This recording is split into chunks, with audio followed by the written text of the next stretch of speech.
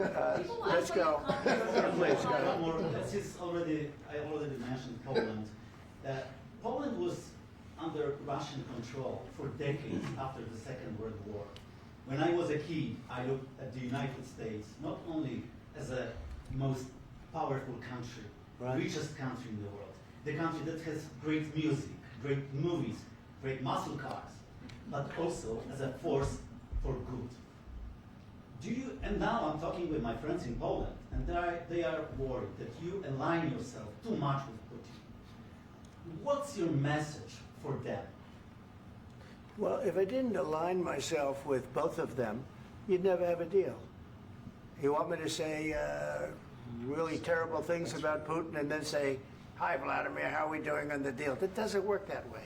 I'm not aligned with Putin. I'm not aligned with anybody. I'm aligned with the United States of America and for the good of the world. I'm aligned with the world, and I want to get this thing over with. You see the hatred he's got for Putin. It's very tough for me to make a deal with that kind of hate. He's got tremendous hatred, and I understand that, but I can tell you the other side isn't exactly in love with, him either. So it's not a question of alignment. I'm aligned with the world. I want to get the thing set. I'm aligned with Europe. I want to see if we can get this thing done. You want me to be tough? I could be tougher than any human being you've ever seen. I'd be so tough.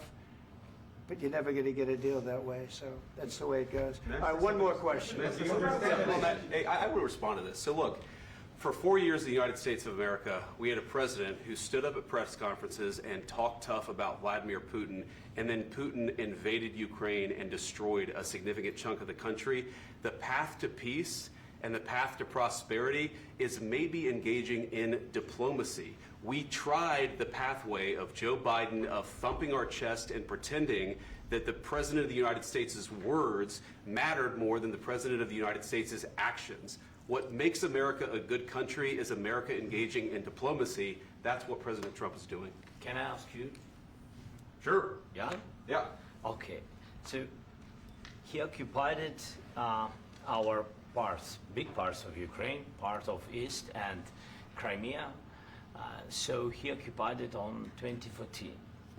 So during a lot of years, so I'm not speaking about just Biden, but those time was Obama, then President Obama, then President Trump, then President Biden, now President Trump, and God bless, now President Trump will stop him. But during 2014, nobody stopped him. He just occupied and took. He killed people. You know what the contact line? 2015. 2014. 2014 and 2014. 2014. Yeah. So I was not here. Yeah, but that's exactly right. Yes, but during 2014 till 2022, the situation the same. The people are been dying on the contact line. Nobody stopped him. You know that we had conversations with him, a lot of conversation, my bilateral conversation, and we signed with him. Me, like a new president.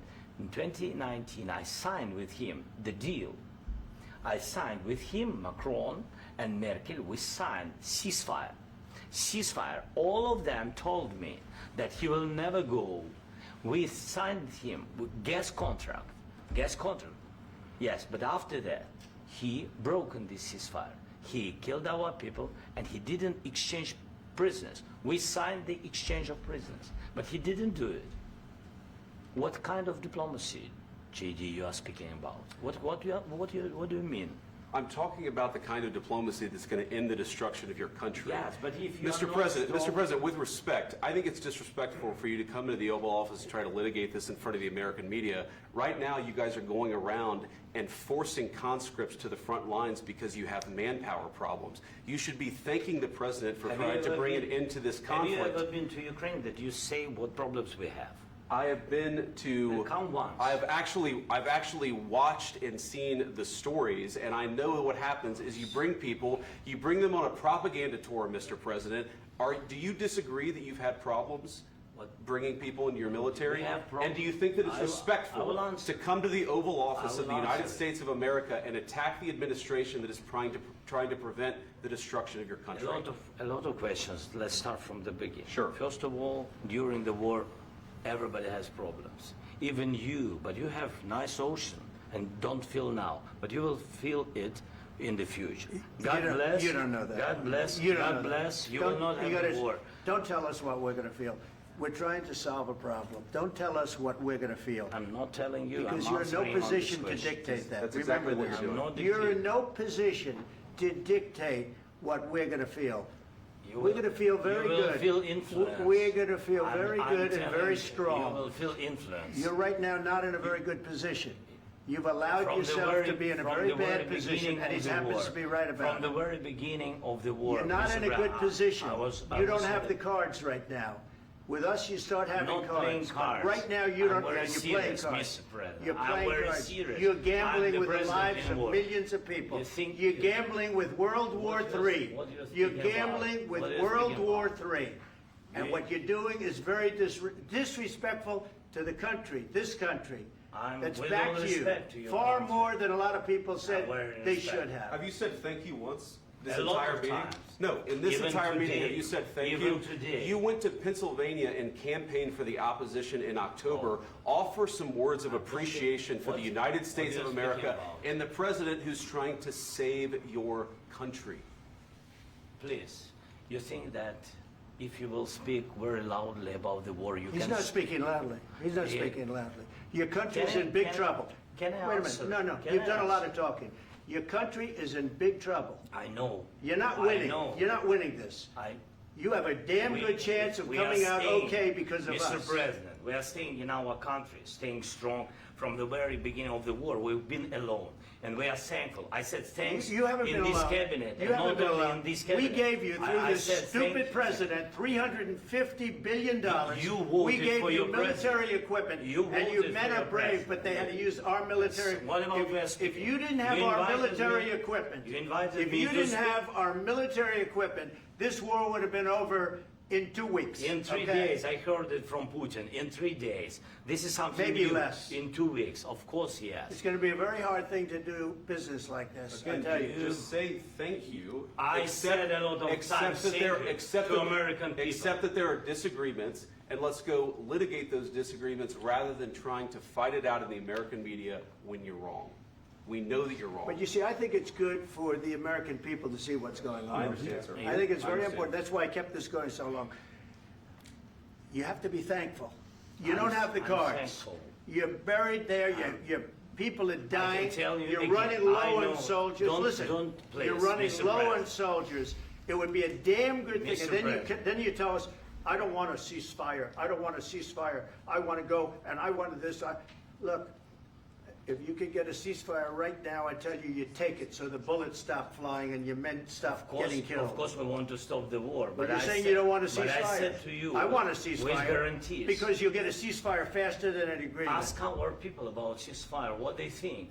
That wasn't doesn't with matter me. for you what- That what wasn't this with me. means.